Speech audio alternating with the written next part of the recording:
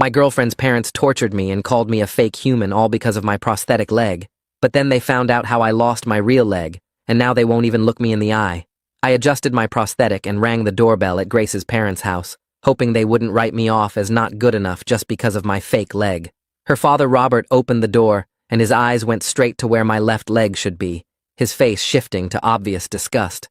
Her mother Janet appeared behind him and actually recoiled when she saw my cane, stepping back like disability was contagious. Grace squeezed my hand, but Robert was already blocking the doorway sarcastically, asking if they needed to install a ramp like they were running a nursing home. Janet ushered us into the living room, where they'd removed all the comfortable chairs, leaving only a deep couch I'd struggle to get out of. Robert commented, "We were hoping Grace learned her lesson after her last ex, but apparently she has a type. Broken things she thinks she can fix." Grace's face went red, but before she could respond, Janet asked what I did for work. When I mentioned my disability benefits while I was in vocational training, Robert laughed, saying, "So you're a welfare queen. Our daughter is dating someone who steals our tax dollars to sit at home." Janet added that her hairdresser's son lost both legs and still managed to run a business, so what was my excuse for being a parasite? When Grace started to explain, I touched her arm and quietly said, "Let's just change the subject, it's fine," because I didn't want to get into the story about the IED. During dinner, Janet served everyone except me, saying she assumed I had someone who fed me at home. Robert cut my meat without asking, then moved my plate closer like I was a toddler in a high chair, narrating each action slowly and loudly. When I reached for my water, he grabbed my wrist and said, "Careful, that's crystal, probably costs more than your monthly government check," then turned to Grace and asked if she really wanted to spend her life as a caregiver. Robert started describing his friend's daughter, who'd married a man in a wheelchair, and how she'd become dead inside from the constant burden. Janet nodded vigorously, adding that Grace would end up changing his diapers by 40, and did she really want to waste her youth on someone who probably couldn't even get it up anymore? Then Janet leaned over and grabbed my face, turning it toward the light and examining me like livestock, saying my skin looked gray and asking if I had some terminal illness they should know about. Robert said, "Grace, remember when Princess Diana did charity work with landmine victims? That was nice of her, but she didn't take them home." When Grace told them to stop, Janet said she was being realistic about what happens when the novelty of playing nurse wears off and you're stuck with dead weight. Robert asked point blank how I'd lost my leg, and before I could deflect, he said, "Probably drunk driving or something equally stupid that you don't want to admit." I just said it was complicated and I'd rather not discuss it, while Janet speculated loudly that it was probably a drug deal gone wrong. She actually pulled Grace into the kitchen where I could still hear her saying, "He's going to be in a wheelchair within 5 years, then dead by 50, and you'll have wasted your best years." I struggled to stand up from the couch, and Robert filmed me with his phone, saying he was documenting what Grace would deal with every day. Janet returned and dumped my cane in the trash, saying, "Oops, thought that was garbage like everything else you brought into our home." Robert grabbed my prosthetic leg through my pants and yanked on it, asking if it was even real.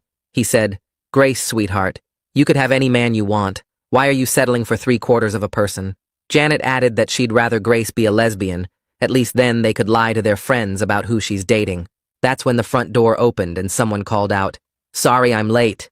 A young man in his 20s walked into the dining room and stopped dead when he saw me. I recognized Ethan instantly, and my whole body started shaking. Me and Ethan had served in Iran together.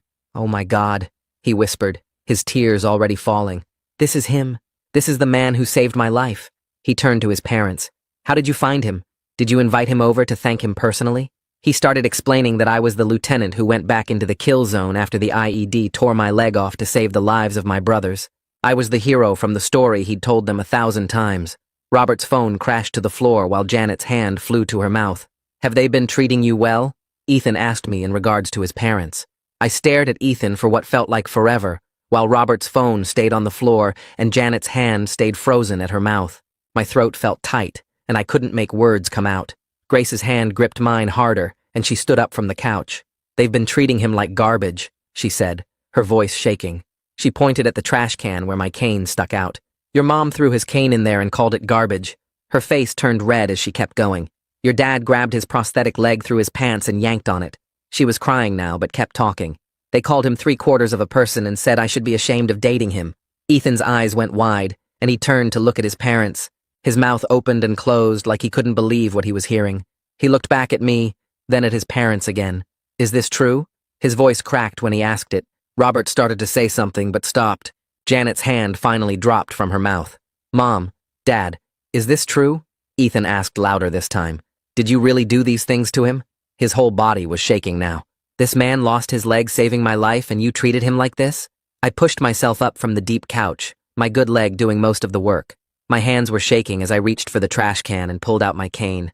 The metal was cold and had food stuck to it from being in the garbage. I wiped it on my pants and leaned on it. I need to go, I said quietly. Robert opened his mouth to speak, but Ethan put his hand up to stop him. I started walking toward the door, trying to keep my head up even though my whole body felt heavy. Grace grabbed her purse and followed me. My prosthetic made its usual clicking sound against the hardwood floor. Behind us, I heard Ethan's voice getting louder, but I couldn't make out the words. The front door felt heavier than before when I pulled it open. The cool air hit my face, and I took a deep breath. My hands were still shaking as I made my way down the front steps, gripping the railing tight. Grace's car was parked in the driveway, and I headed for it. Footsteps ran up behind me, and I turned to see Ethan coming after us. His face was red and tears ran down his cheeks. Wait, please wait, he said. He stopped in front of me and wiped his face with his sleeve. I'm so sorry about my parents. His voice broke again. I can't believe they did this to you after everything. He grabbed my shoulders gently. You saved my life and they treated you like that. He was crying harder now. I owe you everything and they.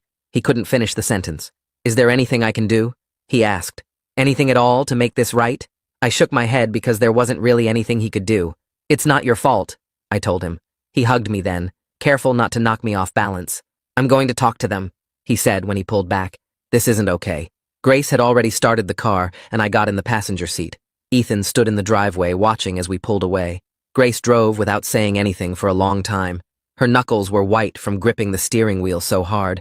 We hit a red light, and she finally broke down. Tears streamed down her face, and her shoulders shook. I'm so ashamed, she said between sobs. They're my parents, and they did that to you. She hit the steering wheel with her palm. How could they be so cruel? The light turned green, but she didn't move right away. A car behind us honked, and she drove forward, still crying. I don't know how to process this, she said. They've always been difficult, but this was something else. She pulled into a parking lot and stopped the car. I'm so sorry, she kept saying over and over. We sat there for 20 minutes while she cried. When we finally got home, I went straight to the bathroom and sat on the edge of the tub. My hands were still shaking as I rolled up my pant leg to check my prosthetic. The socket felt loose from Robert yanking on it, and I had to readjust the straps. That night, the phantom pain hit hard. It always got worse when I was stressed, but this was bad even for me. The missing part of my leg burned and ached like it was still there, getting blown apart. I kept seeing the IED flash in my mind, mixed with Robert's face when he grabbed my prosthetic. Janet's voice saying I was 3/4 of a person played on repeat in my head. I got up 3 times to take more pain meds, but they barely helped.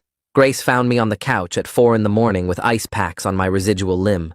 She sat next to me and rubbed my back but didn't say anything because there wasn't anything to say. When the sun came up, she made coffee and brought me a cup. Her phone buzzed and she looked at it. Her face got red again as she read whatever was on the screen. It's from my parents, she said. She turned the phone so I could see the message. It said they were just being protective parents and looking out for her best interests. They said I should understand their position since any parent would have concerns. There was no apology, no acknowledgement of what they'd done. Grace threw her phone on the coffee table. They don't even think they did anything wrong, she said. She picked up the phone again and started typing fast. I'm telling them they're not allowed to contact us until they give a real apology. I touched her arm to stop her. We need to talk about boundaries first, I said. Real boundaries that we both agree on. She put the phone down and nodded. You're right, she said. What do you need? I thought about it for a minute. No surprise visits, I said. No showing up without permission. She nodded and waited for me to continue. No forced interactions where I have to see them, I said. And absolutely no physical contact ever again. She grabbed a notebook and started writing it down. I'll send this to them today, she said. These are non-negotiable. She kept writing, adding her own boundaries to the list. I need to call the VA, I said. I need to see my therapist soon. Grace handed me my phone and I found the number. The receptionist said they could fit me in for an emergency session later that week. I took the appointment and hung up. My leg still hurt, and I knew this was going to take time to work through. 2 days later, my phone rang while I was adjusting my prosthetic socket for the 3rd time that morning. Baxter's name showed on the screen, and I picked up knowing he'd want an update on my job prep. He asked how the practice questions were going, and I told him I was still on track despite some personal stuff happening. He reminded me the interview was in 2 weeks, and we'd scheduled another mock session for Thursday. After hanging up, I saw a text from Ethan asking if we could meet just the two of us to talk. My hands got sweaty looking at his message, but I typed back suggesting the coffee shop on Main Street at 2 o'clock. He agreed immediately, and I spent the next hour pacing my apartment and checking my prosthetic straps over and over. At the coffee shop, I picked a table near the exit and kept my cane within easy reach while waiting. Ethan walked in 5 minutes late, looking tired and older than when I'd last seen him at dinner.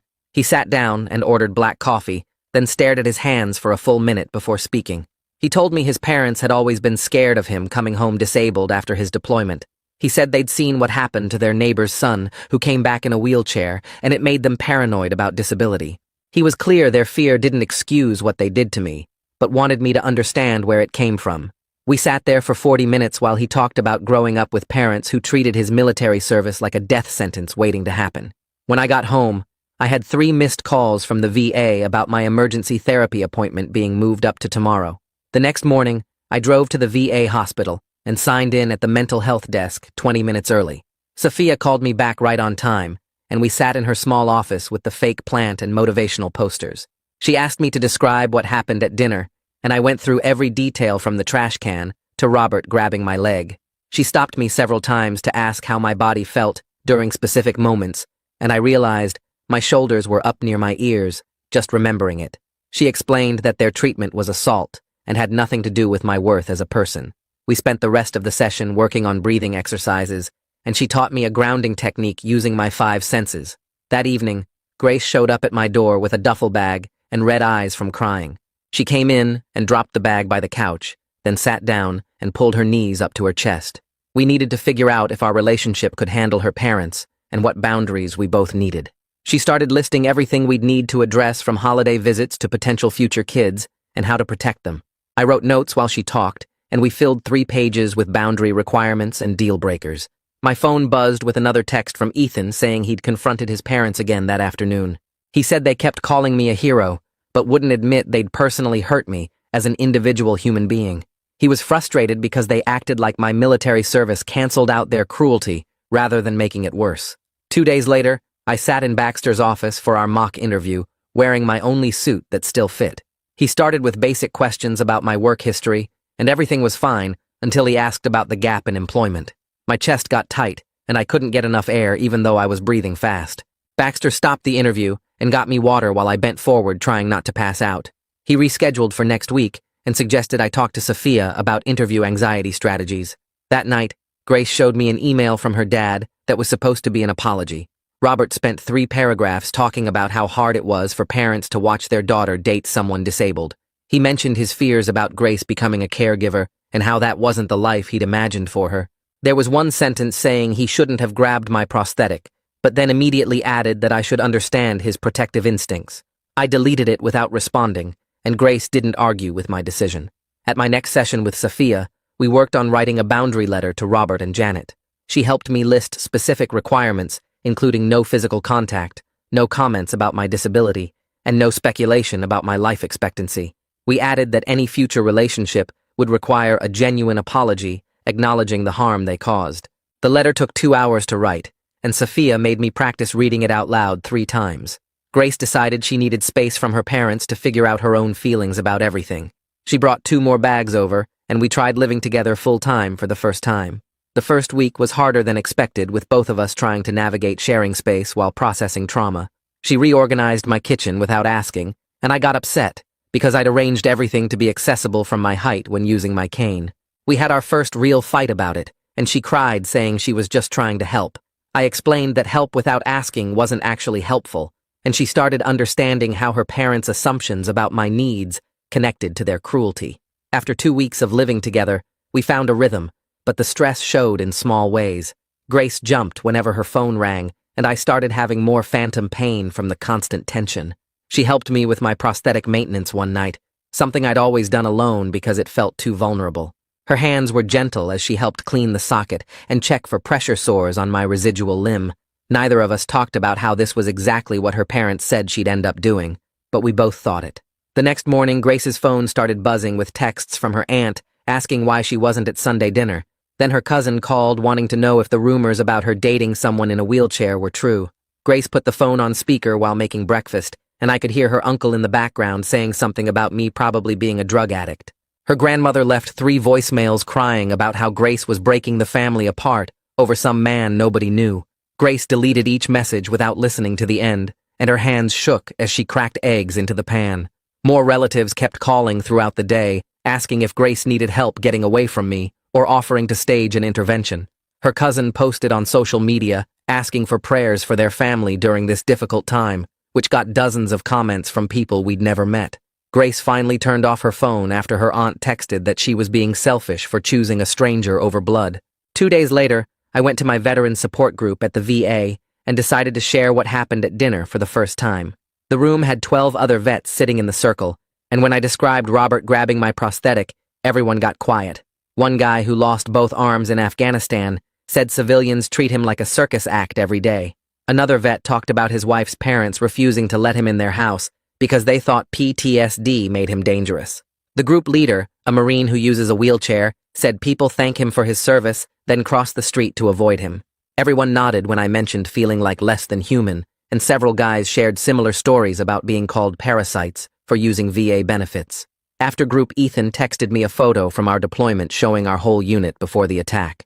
I stared at it for 20 minutes, remembering everyone's faces, including the 3 who didn't make it home. That night, I showed Grace the photo and pointed to where the Humvee had been when the IED went off. I explained how the blast threw me 15 feet, and when I tried to stand up, my left leg was just gone below the knee. Blood was pumping out so fast I could see it spraying in the dirt, but I could still hear Ethan screaming from inside the burning vehicle. I dragged myself back using my rifle as a crutch, while my femoral artery painted everything red. The medic said later I should have bled out in 90 seconds, but somehow I pulled Ethan and 2 others out before collapsing. Grace held my hand while tears ran down her face, and I described the helicopter ride where they kept pumping blood into me. She asked why I never told her the details, and I said most people don't want to hear about watching your own leg disappear. The next evening, Grace opened up about her ex who'd stolen $40,000 from her over 2 years. He convinced her to add him to her bank accounts, then slowly drained everything while making her think she was bad with money. Her parents had to bail her out financially and watched her have a complete breakdown when she discovered the theft. She said they became protective after seeing her lose everything to someone who claimed to love her. I told her I understood their fear, but it didn't excuse treating me like garbage. 3 days later, I was home alone when someone knocked hard on the door, and I saw Janet through the peephole. She kept knocking and calling out that she just wanted to apologize, but I didn't move from the couch.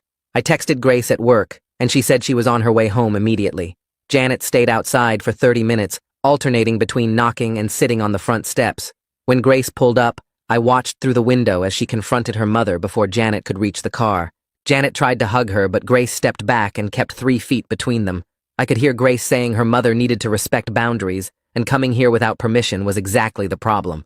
Janet started crying and admitted she'd been cruel at dinner, but she was terrified of losing Grace. She said watching Grace with her ex nearly killed her, and she couldn't go through that again.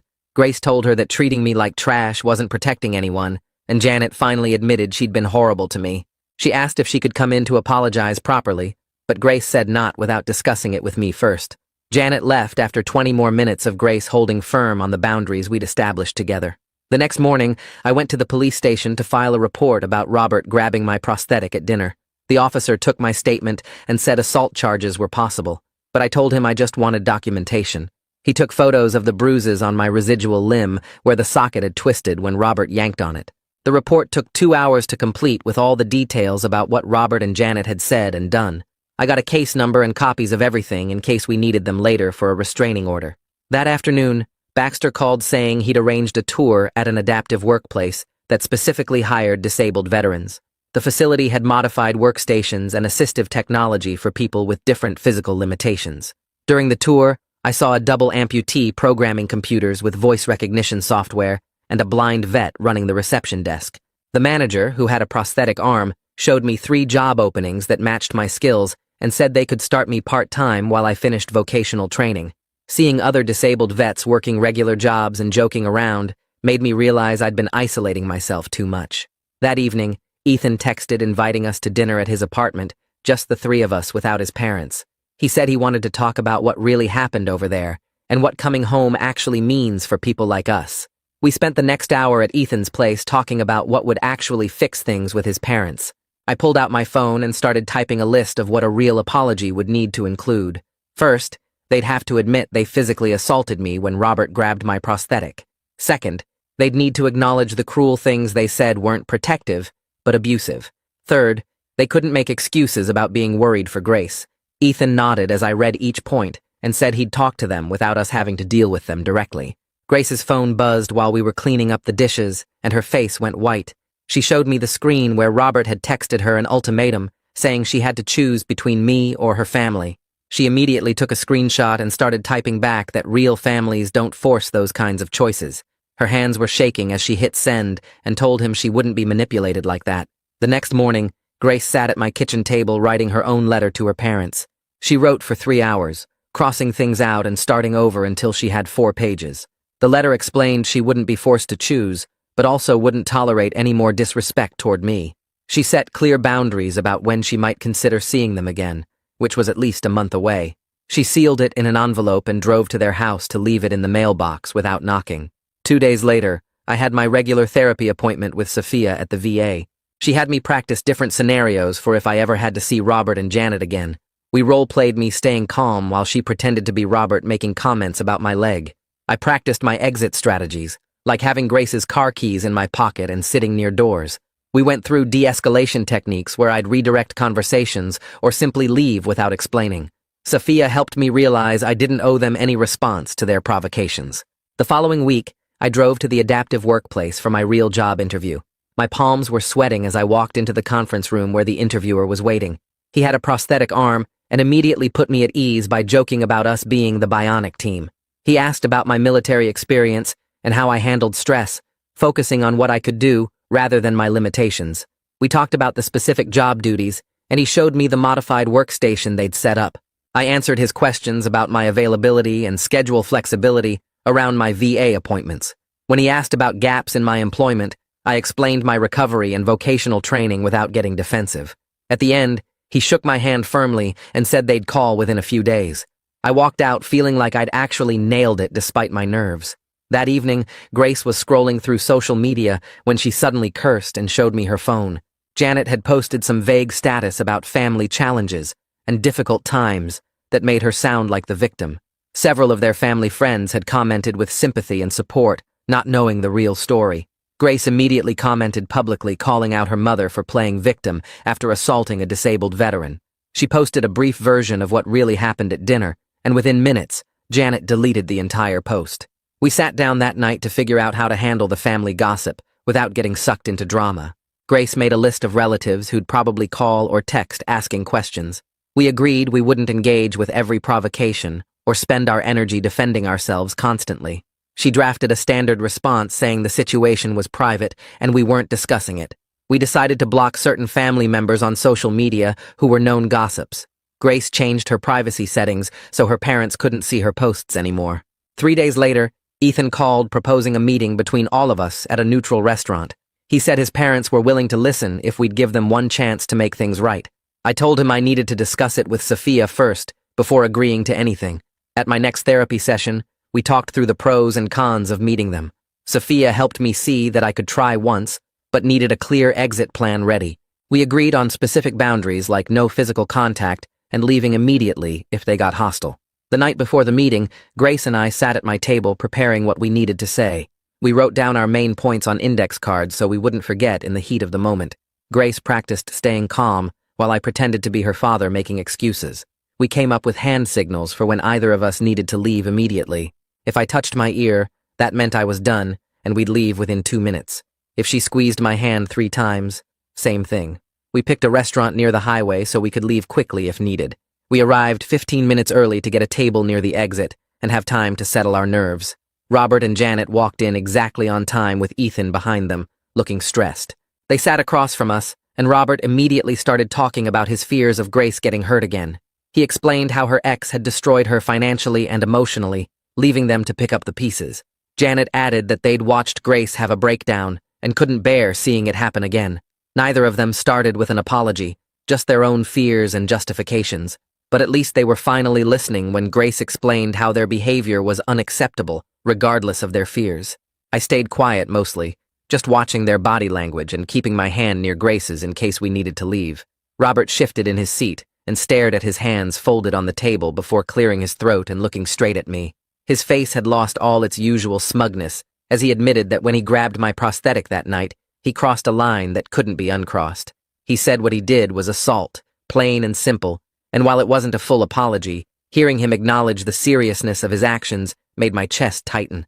I pulled out my phone and showed him the photos I'd taken of the bruises on my residual limb from where he'd yanked on my prosthetic, explaining calmly that I had everything documented and could press charges if I wanted to. The color drained from his face as I scrolled through the images, but I told him I was choosing not to file a report as long as he respected my boundaries going forward. I listed them clearly: no physical contact of any kind, no comments about my disability, no filming me without permission, and no speculation about my medical condition or life expectancy. Janet started to say something, but I held up my hand and continued, adding that if they wanted any relationship with Grace, they'd need to treat me with basic human dignity. Grace took over then, her voice steady, as she told her parents she'd consider slowly rebuilding contact if they consistently respected our boundaries for a full month. She wanted to see actions, not just words, and made it clear that any violation would reset the clock or end things permanently. Robert nodded slowly, while Janet twisted her napkin in her lap, both of them looking older than when we'd arrived. We left the restaurant without ordering food, and Grace drove us home in silence while I watched the city lights blur past the window. The next few days were quiet, with no texts or calls from her parents, while Ethan kept us updated that they were processing everything. The silence felt strange after weeks of drama, but it was actually refreshing to wake up without wondering what new crisis would hit. On the fourth day after the meeting, my phone rang with a number I didn't recognize, and when I answered, it was the HR department from the adaptive workplace I'd interviewed at. They offered me a conditional position pending my background check and medical clearance, starting in 3 weeks with full benefits and accommodations for my disability. Having real employment lined up made my shoulders relax in a way they hadn't in months, knowing I'd have my own income regardless of what happened with Grace's family situation. Grace decided to test the waters by having dinner with just her parents, while I stayed home working on paperwork for the new job. She texted me updates throughout the evening, and after exactly 1 hour, she left when her mother started making subtle digs about how hard it must be for me to find work. Grace walked through my door looking exhausted but proud of herself for maintaining the boundary, showing her parents she was serious about protecting our relationship. 3 days later, a handwritten letter arrived in my mailbox with Robert's return address, and inside was a brief note with no excuses or justifications. He simply wrote that what he did was wrong, that he'd violated my body and dignity, and that he understood if I never wanted to see him again. The letter went into a folder I'd started keeping of important documents, something to discuss with Sophia at my next session. During therapy that week, Sophia and I talked through the difference between forgiveness and allowing people access to your life. She helped me see that I could work toward forgiving Robert and Janet for my own peace, while still maintaining strict boundaries about when and how they could be part of our lives. We practiced different scenarios and responses, and I left feeling clearer about my own limits and needs. 2 weeks passed before Grace suggested trying a public brunch with both her parents at a busy restaurant downtown. We chose a place with multiple exits and agreed to stay for 90 minutes maximum, with both of us ready to leave if things went south. Robert and Janet arrived 5 minutes early and chose a table in the middle of the room, away from walls where I might feel trapped. The conversation stayed surface level, discussing the weather and local news, with a few awkward pauses, but no cruel comments or attempts at physical contact. Janet asked about my new job and managed to sound genuinely interested when I described the adaptive technology I'd be working with. Robert kept his hands folded in his lap the entire time, clearly conscious of not reaching toward me or making any sudden movements. When our time was up, we said polite goodbyes, and Grace and I walked to our car feeling cautiously optimistic about the possibility of managed contact. Ethan was waiting by my apartment when we got home, his face drawn and tired-looking. He admitted he'd been having nightmares about the IED blast since seeing me at his parents' house, reliving the explosion and the aftermath every night. His hands shook as he described waking up in cold sweats, hearing the ringing in his ears and smelling the burning metal and flesh that haunted both our memories. We sat on my couch for 2 hours, comparing our experiences and trauma responses, finding comfort in shared understanding of things most people couldn't imagine. Before he left, we made plans to attend a VA family counseling session together the following week, hoping that processing our shared trauma might help us both move forward. The next morning, Janet called Grace while I was in the shower, and I could hear Grace's raised voice through the bathroom door. Grace paced our living room with her phone pressed to her ear, shaking her head at whatever her mother was saying. When I came out toweling my hair, Grace held up her hand to show she needed another minute. She finally said, "No, absolutely not," and hung up the phone before throwing it onto the couch. Janet had tried to set conditions for future family gatherings, wanting me to promise I'd try harder to fit in with them. Grace called her mother back immediately and told her I didn't need to earn basic respect from anyone. My first day at the adaptive technology company arrived 2 days later, and I woke up at 5 in the morning too nervous to sleep. The commute took 45 minutes on the accessible bus route, and my prosthetic was already rubbing wrong by the time I arrived. The office had automatic doors and wide hallways that made navigation easy with my cane. My supervisor showed me to a desk that could adjust height and had a special cushion for managing pain. The computer setup included voice commands and other adaptive features I'd never seen before. By lunch, my lower back was screaming from sitting differently than I had in months. I took my pain medication in the bathroom and splashed cold water on my face. The afternoon involved learning 3 different software programs, while my phantom pain flared up every 20 minutes. My coworkers invited me to join them for coffee breaks, but I needed those times to stretch and adjust my prosthetic. By the end of the first week, I'd proven I could handle the workload despite the physical challenges. The chronic pain required constant management, but I was contributing something meaningful again. That Friday evening, I found a voicemail from Robert on my phone that I'd missed during work. His voice sounded different, quieter and less confident than I'd ever heard it before. He explained that his father had been disabled from a construction accident when Robert was 15. He'd spent years helping with caregiving while watching his mother burn out from the stress. Seeing me had triggered all those memories of helplessness and anger from that time. He acknowledged it wasn't an excuse for his behavior, but wanted me to understand where it came from. I deleted the message without responding, but mentioned it to Grace when she got home. That weekend, Grace and I sat at our kitchen table with cups of coffee getting cold between us. She brought up the timeline we'd discussed for moving in together permanently, and suggested we slow things down. We needed to be sure we were choosing each other for the right reasons, not just bonding over trauma. The conversation lasted 3 hours as we talked through our fears about the future. Grace worried she was rebelling against her parents by being with me, rather than genuinely choosing our relationship. I admitted I sometimes wondered if she stayed out of pity or guilt about what happened. We decided to keep our separate places for at least 6 more months, while we figured things out. 2 weeks later, Robert texted asking if he could pay for a replacement cane since Janet had thrown mine away. I agreed to meet him at a medical supply store downtown on a Tuesday afternoon. He arrived 10 minutes early and waited by the entrance without trying to help me out of my Uber. Inside the store, he stayed quiet while the specialist measured me and discussed different options. Robert kept his hands in his pockets the entire time and stepped back whenever I moved. He paid for the custom carbon fiber cane without commenting on the price. We walked to our cars without speaking, but he nodded once before driving away. Janet started changing her social media habits around the same time, removing old posts about family. Grace noticed her mother had deleted several passive-aggressive memes about ungrateful children. Janet sent Grace occasional texts about neutral topics like recipes or TV shows, without mentioning me at all.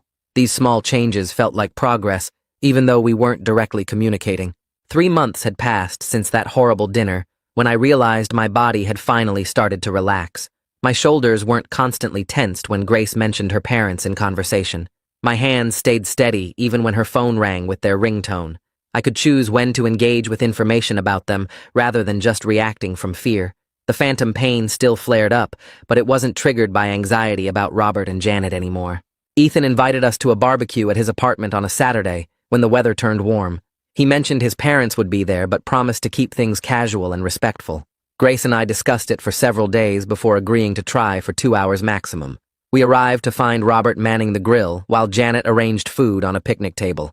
Everyone nodded politely, but nobody attempted hugs or handshakes or forced conversation. The afternoon stayed surface level with discussions about sports and the weather and Ethan's new promotion. Robert asked if I wanted a burger without making assumptions about what I could handle. Janet passed me the potato salad without commentary about my ability to serve myself. When our 2 hours were up, we made polite excuses about other plans and left without drama. Ethan walked us to our car and thanked us for trying, understanding this would never be easy. Grace held my hand during the drive home, and we both knew we'd found a way to coexist. Her parents would never be family to me, but we could share space when necessary for Grace and Ethan. The boundaries were firm and respected, and that was enough for now. Thanks for letting me wander through all this with you. Definitely been quite a journey to share together. Really appreciate you being here. If you made it to the end, drop a comment. I love reading all your comments.